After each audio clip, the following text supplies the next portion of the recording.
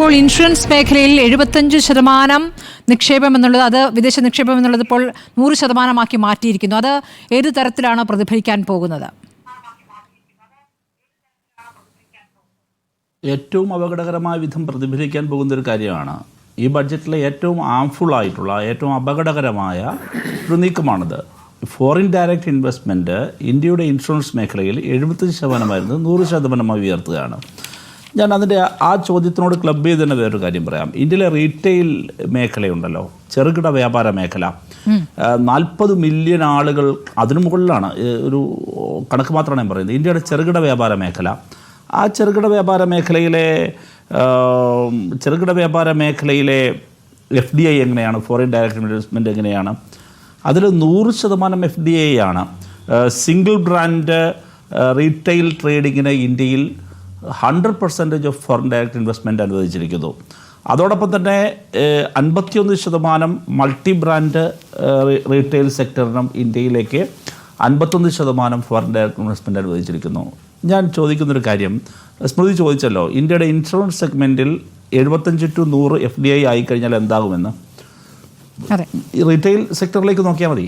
എന്താ ഇന്ത്യയുടെ റീറ്റെയിൽ സെക്ടറിൻ്റെ അവസ്ഥ? ഇത് കേരളത്തിൽ ഞാനിപ്പോഴും ഓർമ്മിക്കുകയാണ്, അന്ന് ശ്രീ ടി നസറുദ്ദീൻ്റെ നേതൃത്വത്തിലെല്ലാം തന്നെ അന്ന് വ്യാപാരി വ്യവസായി ഏകോപന സമിതി ഉൾപ്പെടെ ഫോറിൻ ഡയറക്റ്റ് ഇൻവെസ്റ്റ്മെൻറ്റ് വന്ന സമയത്ത് അന്ന് പ്രതിഷേധിച്ചിരുന്നു. പക്ഷേ ഇപ്പോഴാ പ്രതിഷേധത്തിൻ്റെ സമീപനോടെ എത്തി കേരളത്തിലെ വ്യാപാരി വ്യവസായി സമിതി, കേരളത്തിലെ വ്യാപാരി വ്യവസായി ഏകോപന സമിതിയെല്ലാം ഒരു കാലത്ത് ഒരു പ്രോ കോൺഗ്രസ് സമീപനം എടുത്ത സംഘടനകളാണ്. കോൺഗ്രസ്സുകാർ ഒരുപാട് പേരുള്ള സംഘടനയാണ്. അന്ന് കോൺഗ്രസിൻ്റെ കാലത്ത് ആരംഭിച്ചതാണ് ഈ FDI ഇങ്ങോട്ട് വരാൻ വേണ്ടിയിട്ട്. അന്ന് നയത്തെ ശക്തമായി എതിർത്ത് ഇടതുപക്ഷമാണ്. ഞാനിപ്പോൾ കോൺഗ്രസിനെ ബ്ലെയിം ചെയ്യുക അല്ല ഇപ്പോഴത്തെ അവസ്ഥ എന്നുള്ളത് കൊണ്ട് ഞാൻ അതിലേക്ക് കൂടുതൽ പോകുന്നില്ല. പക്ഷേ ഒരു കാര്യം ഉറപ്പാണ്, ഇത് 91 ആരംഭിച്ച നയങ്ങളുടെ തുടർച്ചയാണ് എന്ന് നമ്മൾ കാണണം. അത് 2014 തീവ്രഗതിയിലായി. ഫോറിൻ ഡയറക്റ്റ് ഇൻവെസ്റ്റ്മെൻറ്റിൻ്റെ വാതിലുകൾ ഇപ്പോൾ ഇൻഷുറൻസ് മേഖലയിൽ 100% ആകുന്നു. പക്ഷേ ഈ വാതിൽ തുറന്നു കൊടുത്തത് ഈ പോളിസിയാണ്. അതിൻ്റെ അനന്തരഫലം എന്താണ്? അനന്തരഫലം ഒരു കാലത്ത് ഈ നയങ്ങളെയെല്ലാം അംഗീകരിച്ച സംഘടനകൾക്ക് പോലും ഇന്ന് സമരം ചെയ്യേണ്ടി വരുന്നു. വ്യാപാരി വ്യവസായ ഏകോപന സമിതിയുടെ നേതൃത്വത്തിലുള്ള വലിയ സമരത്തിൻ്റെ കോൾ ലെറ്റർ ഞങ്ങൾക്ക് ലൈഫ് കിട്ടി. ഈ 18-ന് പാർലമെൻറ്റ് മുമ്പിൽ വലിയ പ്രതിഷേധം നടത്തുകയാണ് അവർ. ഞാൻ പറയാൻ കാരണം, എന്താണ് ഇന്നത്തെ അവസ്ഥ?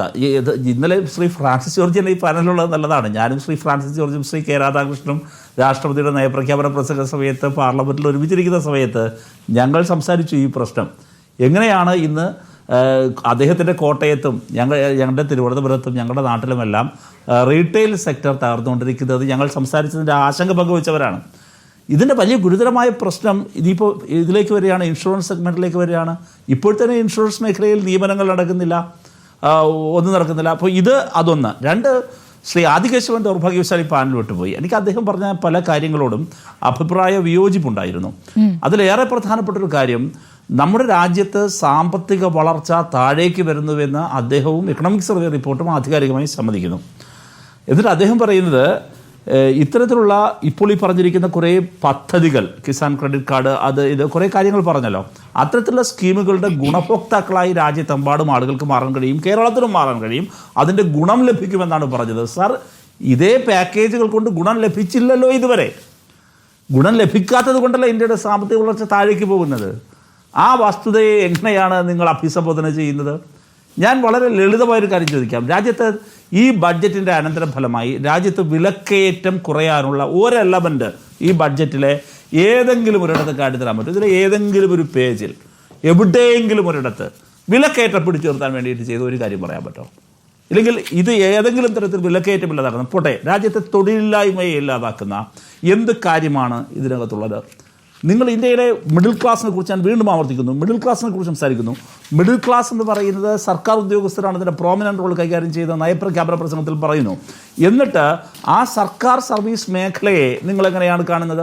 ഇവിടെ ശ്രീ ആദികേശവൻ സാറ് സൂചിപ്പിച്ചു, ഈ കമ്പാരിറ്റീവ്ലി കേരളത്തിലാണ് സർക്കാർ ജീവനക്കാർ ഏറ്റവും അധികം കൂടുതലുള്ളത് എന്ന്.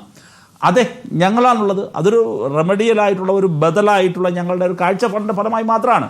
ഇനി വേറൊരു കാര്യം, സംസ്ഥാനങ്ങളുടെ കടമെടുപ്പ് പരിധി ഒരു ചെറിയ പെർസെൻറ്റേജ് വർദ്ധിപ്പിക്കാൻ പോകുന്നു. അതിന് ചില സ്ട്രക്ചറൽ റിഫോംസിന് നമ്മൾ തയ്യാറാകണം. എന്തൊക്കെയാണ് സ്ട്രക്ചറൽ റിഫോംസ് എന്ന് കേന്ദ്ര സർക്കാർ പറഞ്ഞിട്ടില്ല. പക്ഷേ എന്തൊക്കെ തരം സ്ട്രക്ചറൽ റിഫോംസാണ്? കേന്ദ്ര സർക്കാർ നിരന്തരമായി നമ്മളോട് ആവശ്യപ്പെട്ടുകൊണ്ടിരിക്കുന്ന സ്ട്രക്ചറൽ റിഫോംസ് എന്ന് പറയുന്നത് പൊതുമേഖലയിൽ പൊതുവിദ്യാഭ്യാസത്തിന്, പൊതുജനാരോഗ്യത്തിന്, സിവിൽ സർവീസിനെ ശക്തിപ്പെടുത്താൻ ഒക്കെ ഇടതുപക്ഷ ജനാധിപത്യ മുന്നണി സർക്കാർ മുടക്കിക്കൊണ്ടിരിക്കുന്ന പണം അതരുത് എന്നുള്ളതാണ് സ്ട്രക്ചറൽ റിഫോംസ്. ശരി. അപ്പോൾ അത്തരം സ്ട്രക്ചറൽ റിഫോംസിലേക്ക് നമുക്ക് പോകാൻ മനസ്സില്ല, പോകാൻ കഴിയില്ല. അങ്ങനെ പോകുന്നതല്ല എക്കോണമിയുടെ വളർച്ചയ്ക്ക് ഉതകുന്നത് എന്ന് ഞങ്ങൾ വിശ്വസിക്കുന്നു. ഇനി വേറൊരു കാര്യം, ബീഹാറിന് മഖാന കൊടുത്തു. മഖാന ബീഹാറിന് കൊടുക്കുന്ന അതേ ഘട്ടത്തിൽ താമരവിത്ത്, ഒരു മിനിറ്റ് ഞാനിത് പറഞ്ഞോട്ടെ, താമരവിത്താണ് ഇത്ര മഖാന. താമര, നിങ്ങൾ ആലോചിച്ച് നോക്കൂ, മഖാനയ്ക്ക് ബീഹാറിന് പ്രാധാന്യം കൊടുക്കുന്നു. ഞാൻ ഷാജി രാഘവനോട് ചോദിക്കുന്നു, ഇവിടെ ശ്രീ ഫ്രാൻസിസ് ജോർജ് പറഞ്ഞു റബ്ബർ ഇന്ത്യയിലാകെ. ഞാൻ ചോദിക്കട്ടെ, മഖാനയ്ക്ക്, താമരവിത്തിന് ഇന്ത്യൻ എക്കോണമിയിൽ എന്ത് സ്വാധീനം ചെലുത്താൻ കഴിയും? ഇന്ത്യയിൽ എത്ര പേരുടെ ജീവിതത്തിൽ അത് സ്വാധീനം ചെലുത്താൻ കഴിയും? അതേസമയം ഈ മഖാനയ്ക്ക്, താമരവിത്തിന് ബീഹാറിൽ കൊടുത്ത പ്രാധാന്യം ഇന്ത്യയുടെ സമ്പദ് വ്യവസ്ഥയെ ചലിപ്പിക്കുന്ന റബ്ബർ ഇൻഡസ്ട്രിക്ക് നൽകിയിരുന്നെങ്കിൽ, ഇൻഡസ്ട്രി അല്ല റബ്ബർ കർഷകർക്ക് നൽകിയിരുന്നെങ്കിൽ എത്രമാത്രം ഗുണമായിരുന്നു? റബ്ബർ കർഷകർക്ക് എന്തു നൽകി? നിങ്ങൾ വലിയ വലിയ റിഫോംസിനെ കുറിച്ച് പറയുന്നുണ്ടല്ലോ. വിദേശത്ത് നിന്നും റബ്ബറിൻ്റെ ഇറക്കുമതി ചുങ്കം ഉയർത്താൻ, അതിന് നിയന്ത്രണങ്ങൾ കൊണ്ടുവരാൻ, ആവശ്യമായ സബ്സിഡികൾ കൊടുക്കാൻ, നിങ്ങൾ ഇൻഷുറൻസ് പരിരക്ഷയുടെ കാര്യത്തിൽ ഇക്കാര്യങ്ങൾ ഒറ്റ കാര്യം ചെയ്താൽ മതി. ഇതിന് കൂടുതലൊന്നും പറയണ്ടല്ലോ. ഇവിടെ റബ്ബറിൻ്റെ ഇറക്കുമതി ചുങ്കം വർദ്ധിപ്പിക്കാൻ നിങ്ങൾ തയ്യാറാണോ? ശരി.